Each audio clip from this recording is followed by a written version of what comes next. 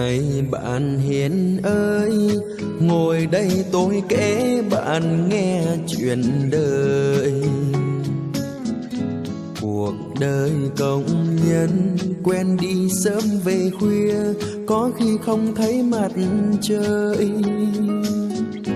Sáng ăn mì gói pha nước sôi vội vàng, tôi về quan cống tôi muốn ấm lòng thế thôi. Mở lúc thành thơi được cùng người đi dạo phố. Phòng trọ đơn sơ trên bàn báo cũ có dăm ba tờ.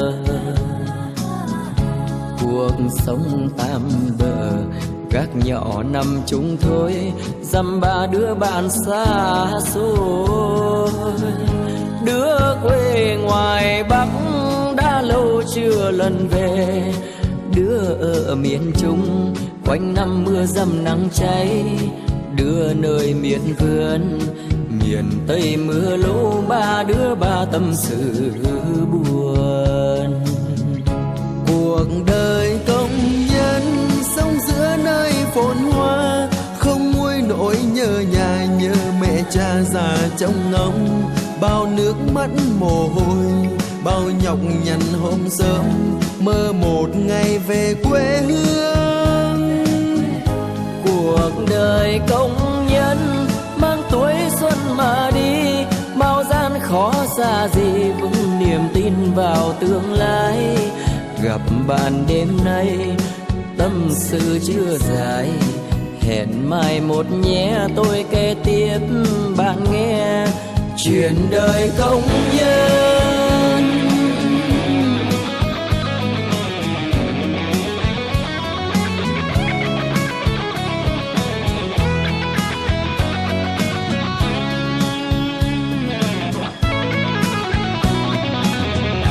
Phòng trọ đơn sơ trên bàn bao cũ có dăm ba tờ.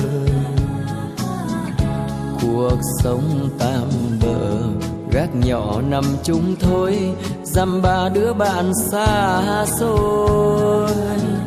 Đứa quê ngoài Bắc đã lâu chưa lần về, đứa ở miền Trung quanh năm mưa dầm nắng cháy, đứa nơi miền vườn miền Tây mưa lũ. Ba đứa ba tâm sự buồn.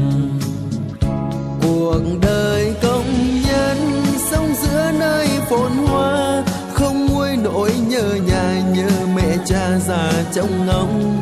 Bao nước mắt mồ hôi, bao nhọc nhằn hôm sớm, mơ một ngày về quê hương.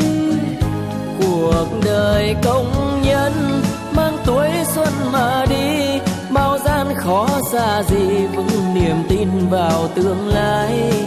Gặp bạn đêm nay tâm sự chưa dài, hẹn mai một nhé tôi kể tiếp bạn nghe chuyện đời công nhân. Cuộc đời công nhân sống giữa nơi phồn hoa, không nguôi nỗi nhớ nhà nhớ mẹ cha già trong ngóng. Bao nước mắt mồ hôi, bao nhọc nhằn hôm sớm, mơ một ngày về quê hương. Cuộc đời công nhân mang tuổi xuân mà đi, bao gian khó xa gì vững niềm tin vào tương lai. gặp bạn đêm nay tâm sự chưa dài, hẹn mai một nhé.